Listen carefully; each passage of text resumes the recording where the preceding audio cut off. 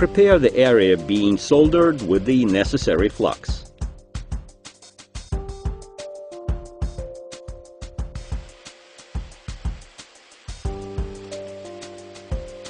Evenly warm the materials, taking into account their different thermal conductivity and mass.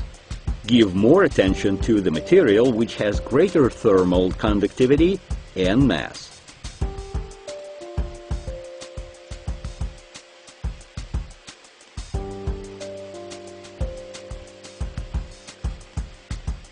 Use solders which are suitable for both materials. Melt solder against the heated details, filling the void between them.